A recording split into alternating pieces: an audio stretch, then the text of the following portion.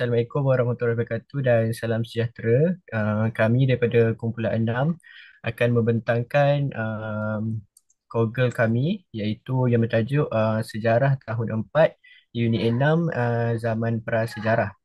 Okey, ini adalah ahli-ahli kumpulan kami yang terdiri daripada 6 orang ahli iaitu Muhammad Azwan bin Hairul Hisham, saya sendiri Muhammad Amirul Al-Ashraf bin Muhammad Fauzi, Iskandar Zulkarnain bin Muhammad Tukiman, Nur Aminah Nashrin binti Zariman, Nur Mastura binti Azmi dan Nurul Nabila binti Khairuddin.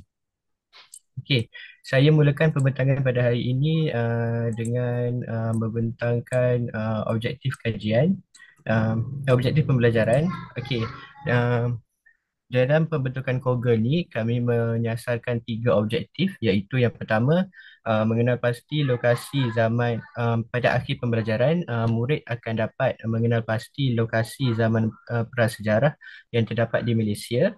Yang kedua, murid dapat menghuraikan ciri-ciri kehidupan dari aspek kegiatan sosial dan ekonomi manusia zaman prasejarah. Dan objektif yang terakhir, murid dapat mengaplikasikan sumbangan-sumbangan teknologi zaman prasejarah dalam kemajuan inovasi pada masa kini. Okey, daripada objektif pembelajaran tersebut, kami telah pun gariskan beberapa hasil pembelajaran iaitu murid dapat memahami susun atur dan pertukaran zaman-zaman prasejarah yang mempunyai beberapa zaman.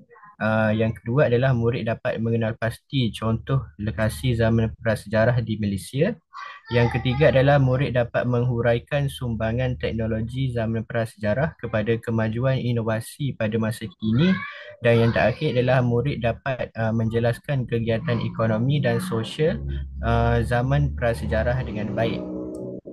Okey, aspek seterusnya adalah bagi aspek teori. Kami telah pun memilih dua teori yang bersesuaian, iaitu yang pertama adalah teori perkembangan kognitif yang mempunyai interaksi sosial dan pembelajaran. Okey, dalam animasi yang kami akan jalankan, kita dapat lihat interaksi sosial dan pembelajaran dapat dilihat menerusi penerangan yang dijalankan oleh watak Cikgu Amirah sendiri dan kepada murid-murid di SK Bintulu berkaitan dengan kehidupan zaman prasejarah. Yang kedua, kita dapat kaitkan juga dengan teori perkembangan kognitif ini adalah scaffolding. Hal ini dapat dilihat melalui tindakan Cikgu Amirah yang membawa murid-murid SK Bintulu ke dalam alam imajinasi ataupun membawa sendiri murid-murid SK Bintulu itu ke Gua Niah untuk membayangkan kehidupan zaman prasejarah. Dan keadaan ini telah pun membina perkembangan kognitif melalui pengetahuan murid yang lebih cepat. Okey, seterusnya adalah teori taksonomi Blooms, iaitu yang pertama ialah memahami ataupun understanding.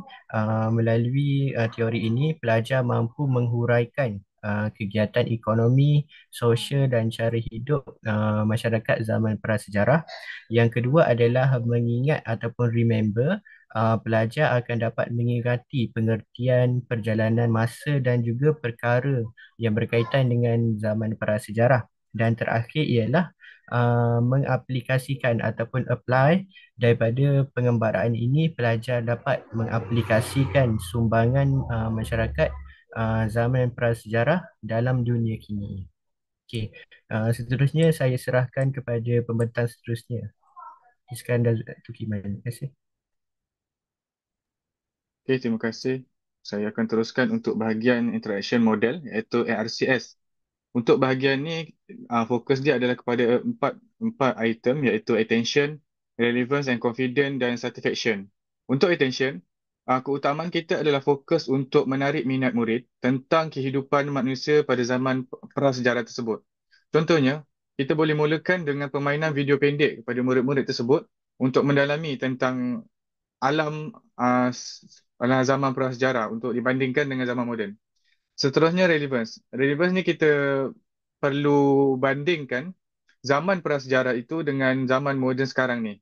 kita boleh melusuri melalui video yang ditayangkan, kita boleh mengajak murid untuk membayangkan bagaimana jika mereka hidup pada 10,000 tahun dahulu untuk macam mana mereka survive lah untuk mencari makanan dan perlindungan diri dan tempat tinggal. Sebenarnya iaitu item confidence. Confidence ni dia kita dapat mewujudkan keyakinan kepada murid untuk memperkenalkan dengan alat-alat prasejarah yang digunakan pada zaman tersebut. Kita simulasikan dengan kehidupan-kehidupan zaman prasejarah dalam kumpulan-kumpulan murid itulah agar kita dapat membantu murid untuk memahami kehidupan prasejarah dan dapat mendalami hati murid untuk survive pada zaman tersebut. Dan akhir sekali, kita pergi kepada satisfaction, iaitu setelah murid mempraktikkan secara berkumpulan untuk praktikkan kehidupan zaman prasejarah tersebut, maka murid akan berpuas hati dan dia dapat memahami topik tersebut bukan secara teori, namun dia dapat menalami dengan aktiviti yang dijalankan dan bersama prasejarah tersebut. Dan sekaligus murid mudah untuk memahami apa yang diamalkan oleh manusia pada zaman tersebut. Seterusnya saya serahkan kepada pembentang yang lain. Baiklah, terima kasih Saudara Iskandar. Okey, saya akan membentangkan tentang kaedah pembuatan video animasi. Dalam penghasilan video animasi ini, kumpulan kami menggunakan beberapa platform digital. Yang pertama ialah um, YouTube Audio Library. Digunakan untuk mendapatkan muzik dan bunyi latar yang sesuai sepanjang video. Yang kedua ialah kami menggunakan ChatGPT.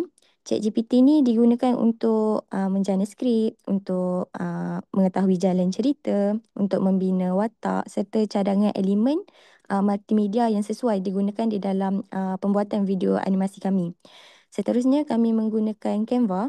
Canva ini berfungsi sebagai medium utama untuk membina animasi, menyusun papan cerita dan menggabungkan elemen animasi secara bersepadulah. Okey, seterusnya ialah kami menggunakan Flow AI. Ini digunakan untuk membina video sampingan animasi. Manakala Dola AI pula membantu menghasilkan video animasi pendek. Jadi gabungan semua platform ni menjadikan proses penghasilan video animasi ni lebih sistematik dan juga berkesan. Seterusnya saya serahkan kepada pembentang berikutnya. Okey, terima kasih kepada Saudari Mastura. Untuk saya akan sambung untuk bahagian gerak kerja untuk bahagian cabaran yang dihadapi. Cabaran-cabaran kami apabila untuk semasa menghasilkan video animasi ini adalah antaranya ialah keterbatasan untuk menggunakan aplikasi AI yang premium kerana majoriti kami gunakan adalah hanya yang basic kerana yang premium perlukan bayaran, maka ia memerlukan satu kos, satu lagi bahagian kos untuk kami melanggan beberapa aplikasi. Jadinya itu dah keterbatasan yang kami hadapi untuk menggunakan aplikasi tersebut. Seterusnya adalah kekangan masa. Kerana masa yang kami mengikut proposal, masa yang kami cadangkan itu agaklah pendek daripada satu ke satu tu.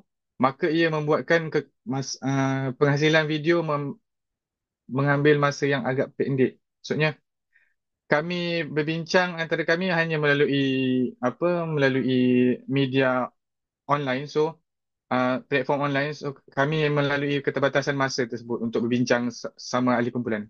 Seterusnya kami kurang mahir dalam memahami beberapa teknikal penghasilan video yang menarik.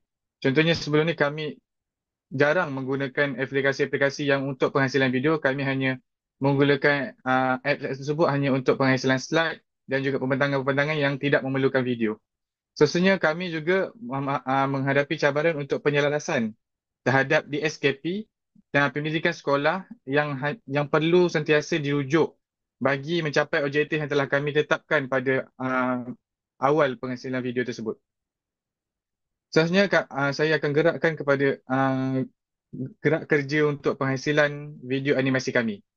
First kali kami pada tarikh 15 September, kami telah melakukan perbincangan awal dan pemilihan tajuk untuk kami punya video animasi. Dan seterusnya kami juga melakukan perancangan objektif pembelajaran untuk penghasilan video tersebut. Seterusnya pada tarikh 17 September 2025, kami telah melakukan satu penyelidikan maklumat berkenaan dengan tajuk yang dipilih, iaitu tajuk prasejarah lah. Perancangan watak dan jalan cerita tentang animasi tersebut dimulakan daripada zaman apa ke zaman-zaman seterusnya. Seterusnya, pada tarikh yang sama juga kami memulakan satu pembinaan proposal video animasi untuk mendapatkan satu guideline untuk penghasilan video penuh. Seterusnya pada 21 September, kami melakukan pembentangan proposal video animasi kepada doktor, iaitu untuk kami dapatkan apa yang kami perlu lakukan pada next untuk dapatkan pendapat doktor agar kami dapat lakukan pembetulan dan kemaskini proposal tersebut. Pada 7 Oktober pula, kami telah mulakan satu rakaman antara kami, ahli kumpulan, dan seterusnya kami juga melakukan suntingan awal video-video animasi tersebut. Pada 23 Oktober 2025, kami juga telah melakukan penambahbaikan jalan cerita dan juga suntingan animasi, di mana ada beberapa video yang kami rasa macam agak tak boleh ditambah baik, so kami tambah baik pada tarikh tersebut. Sebenarnya pada next tarikh, iaitu pada 11 November, kami telah melakukan penambahbaikan elemen-elemen multimedia dalam video tersebut. Maksudnya macam yang 23 Oktober tu kami melakukan tambah baik jalan cerita. Jalan cerita macam ada satu jalan cerita yang kita boleh tambah baik, yang lebih menarik, kita tambah baik. Pada 11 November pula, kita melakukan satu penambahbaikan berkaitan dengan video tersebut. Bukan jalan cerita tapi elemen-elemen yang boleh tambah baik, boleh menarik minat murid untuk melihat video tersebut dengan sangat menarik lah. Akhir sekali pada 5 Disember, kami melakukan perbincangan akhir dan suntingan akhir dalam video tersebut untuk finaliskan balik video tersebut sama ada kita perlu tambah baik ataupun sudah setakat itu. Sekian saja daripada bahagian saya sedarkan kepada pembentang seterusnya.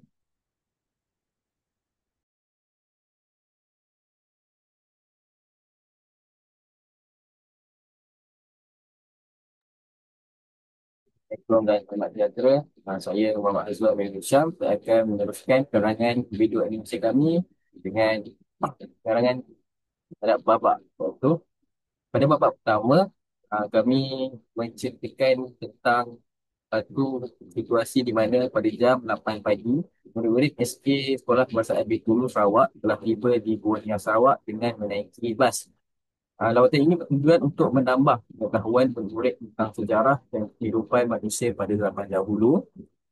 Setibanya di sana, guru mereka telah mengajukan satu soalan kepada murid-murid, iaitu setelah itu murid-murid memberikan reaksi yang seronok untuk meneroka buka gurunya. Dan ini membuktikan murid berfikir tentang bagaimana cara hidup zaman prasejarah di gurunya tersebut. Jadi, selepas itu, Cikgu Amirah menerangkan kepada murid-murid tentang zaman prasejarah.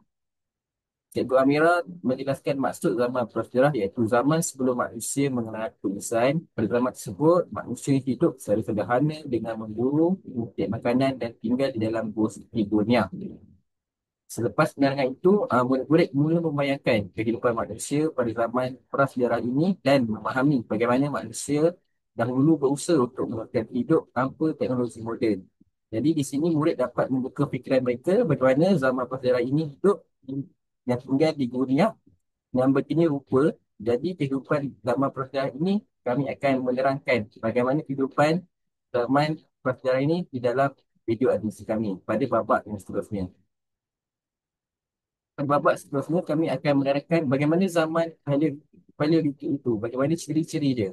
Jadi pada babak ini akan menggambarkan sebuah keluarga yang hidup pada zaman paleolitik di mana kehidupan mereka sangat bergantung pada alam semula jadi semata-mata. Jadi pada permulaan babak, anak menyatakan rasa lapar dan bertanya apakah makanan untuk keesokan hari kepada ayahnya. Ini menunjukkan bahawa bekalan makanan tidak tetap dan manusia sering berhadapan dengan kekurangan makanan. Lepas itu, ayah menerangkan kepada anaknya dengan mengatakan bahawa dia akan pergi memburu rusa di hutan atau menangkap ikan di sungai. Jadi, di sini menunjukkan bahawa pada zaman itu, manusia memperoleh makanan melalui aktiviti memburu dan menangkap ikan. Seterusnya, ibu pula menyatakan bahawa mereka mesti bertindak cepat kerana persaingan dan kumpulan lain juga berlumba-lumba untuk mendapatkan semua makanan. Jadi ini menunjukkan kehidupan yang sukar dan tidak stabil pada zaman paleolitik itu. Seterusnya, anak bertanya, mengapa mereka sering berpindah? Ayah menjelaskan kepada anaknya kenapa mereka perlu pindah apabila sumber makanan telah habis. Jadi mereka perlu berpindah. Seterusnya, ibu pula menegaskan bahawa kehidupan mereka ini bergantung sepenuhnya kepada hutan dan sungai sebagai sumber utama makanan dan keperluan hidup. Jadi kesimpulannya, anak memahami kepentingan membawa alatan tajam seperti kapak genggam. Kenapa kena bawa kapak genggam? Jadi watak sebenarnya ayah menjelaskan bahawa alatan tersebut digunakan untuk memburu, memotong dan menjalankan aktiviti harian mereka bagi meneruskan kehidupan mereka. Jadi kemudian yang kita dapat gambarkan pada babak ini, dia menggambarkan jelas bagaimana cara hidup manusia pada zaman Paleolitik. Melalui interaksi keluarga tersebut, murid dapat memahami bahawa kehidupan manusia pada zaman prasejarah ini sangat bergantung pada alam semula jadi, termasuk hutan dan sungai sebagai sumber utama makanan dan keperluan harian mereka. Seterusnya saya serahkan kepada pembentang yang seterusnya untuk mengurangkan babak seterusnya. Hmm,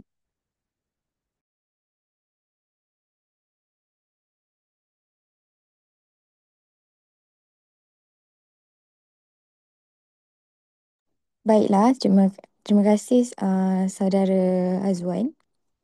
Saya akan menerangkan tentang babak berikutnya yang berlaku pada zaman Mesolitik. Okey, dalam situasi ini terdapat sebuah keluarga sedang berehat di tepi sungai.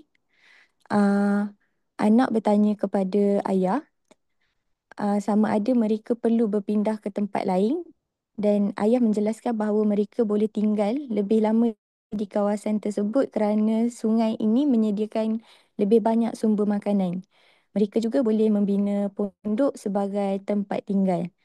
Ibu pula menyatakan bahawa mereka sudah mula menanam beberapa biji tanaman yang menunjukkan manusia Mesolitik mula mencuba aktiviti bercucuk tanam secara ringkas. Selain itu, ayah menerangkan bahawa dia boleh menangkap ikan di sungai berhampiran untuk kegunaan harian. Ibu turut menekankan bahawa alat batu yang digunakan semakin halus, memudahkan kerja seperti memotong ikan dan memproses kulit binatang. Akhir sekali, ayah menyatakan perancangan untuk membina perahu. Ini menunjukkan kebolehan manusia Mesolitik menyesuaikan diri dengan alam sekitar. Jadi kesimpulan yang boleh kita buat, lakonan pada zaman Mesolitik ini menunjukkan bahawa masyarakat tidak lagi sepenuhnya nomad lah.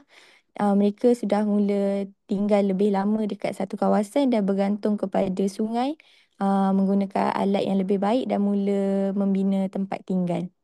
Seterusnya saya serahkan kepada pembentang berikutnya.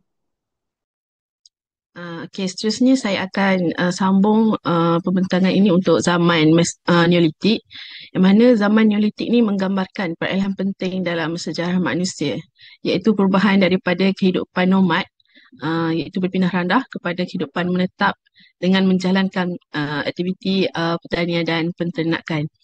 Seperti mana kita tengok dalam dialog tu, perbualan dimulai dengan watak anak yang bertanya kepada ayahnya, uh, adakah mereka masih lagi melakukan kegiatan berburu ataupun tidak.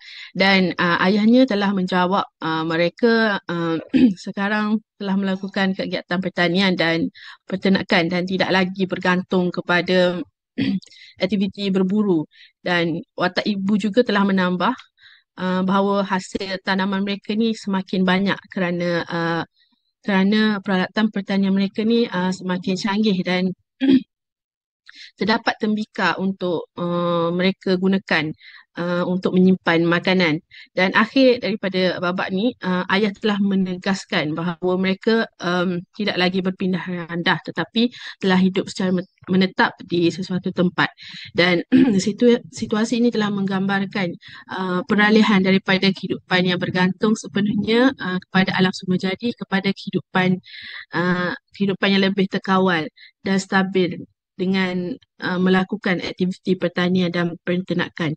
Dan ini membawa kepada perubahan yang besar dalam cara hidup manusia daripada kehidupan nomad kepada kehidupan menetap dan membuka jalan kepada perkembangan tamadun kepada perkembangan tamadun. Itu saja. Seterusnya saya serahkan kepada pembentang yang berikut. Okey, baiklah. Nama saya Nabila. Okey, jadi saya akan teruskan pembentangan seterusnya bagi lakonan di zaman logam. Di zaman logam ni kita dapat lihat mereka sudah ada sebuah penempatan tetap lah, iaitu sebuah kampung lah. Jadi dekat sini sama juga diteruskan dengan watak anak, ayah dan juga ibu. Jadi dekat sini watak dimulai dengan watak anak, di mana anak akan bertanya kepada ayah kenapa batu tak digunakan lagi dan dah guna besi, sebab dekat zaman logam ni sudah ada besi dan sebagainya. Dan ayah meneruskan perbualan dengan menjawab soalan anaknya tadi dengan membuat bunyi besi, dan seterusnya menerangkan logam, iaitu logam lah ataupun parang tu, yang jenis-jenis logam tu, iaitu parang, kapak dan tombak yang lebih kuatlah daripada batu. Dan diteruskan dengan watak ibu, di mana ibu juga ditunjukkan perhiasan yang dipakai oleh ibu tersebut, iaitu gangsa, dan turut dipakai oleh wanita di kampung tersebut lah. Dan anak seterusnya meneruskan perbualan dengan merasa kagum, dengan mengatakan hebatnya sekarang kita dah ada senjata, perhiasan dan alat pertanian. Dan seterusnya babak diakhiri dengan watak ketua kampung dengan menerangkan sedikit lah berkaitan dengan logam yang wujud di kampung mereka, yang menyebabkan mereka lebih maju dan teratur, dan mereka juga mengamalkan aktiviti bercocok tanam yang lebih banyak dan berdaganglah dengan penduduk kampung yang lain, dan juga hidup aman. Saya teruskan.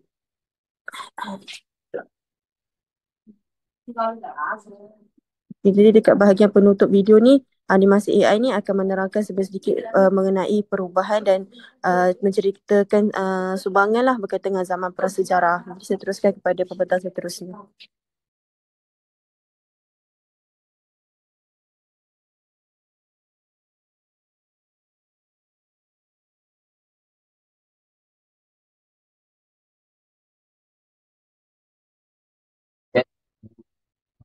Dalam video animasi untuk tajuk untuk episod yang seterusnya.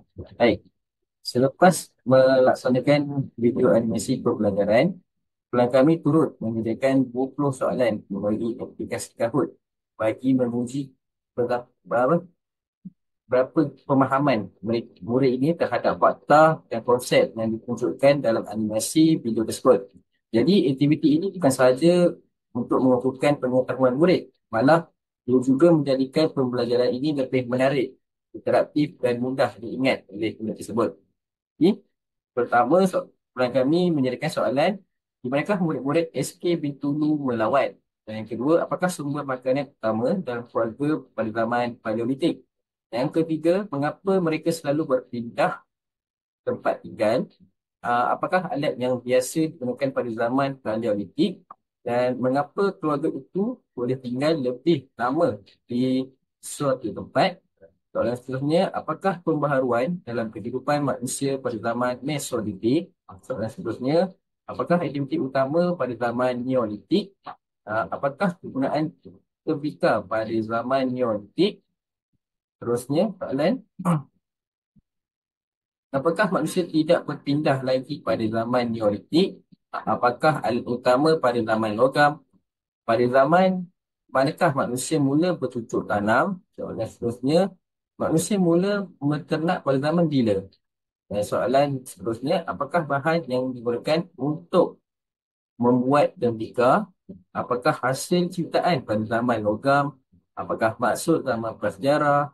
Semasa zaman Mesolitik, manusia menggunakan apa untuk bergerak ke tempat yang lebih jauh? Barang manakah yang dibuat pada zaman logam?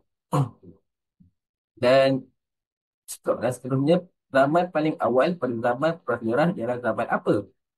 Dan soalan seterusnya, manusia pada zaman Neolitik mula mengusahakan tanaman apa untuk sumber makanan mereka? Dan yang terakhir, antara berikut yang manakah bukan dari zaman Mesolitik?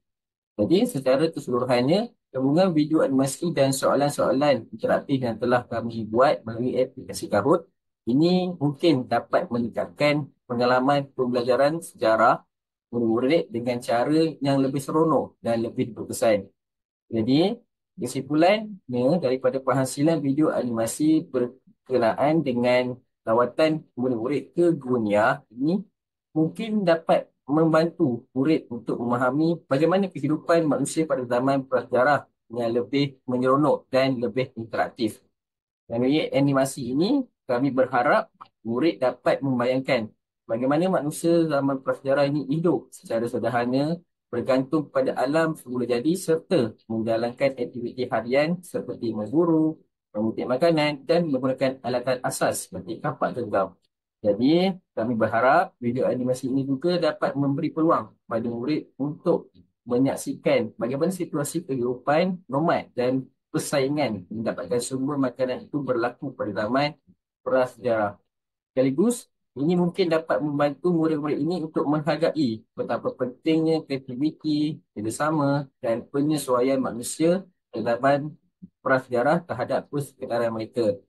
Jadi, secara keseluruhannya, penggunaan video animasi berkenaan dengan lawatan ke dunia ini, kami berharap dapat meningkatkan pemahaman murid tentang sejarah, menjadikan pembelajaran ini lebih menarik, bermakna dan mudah diingati oleh murid-murid apabila menonton video animasi daripada kumpulan kami. Sekian.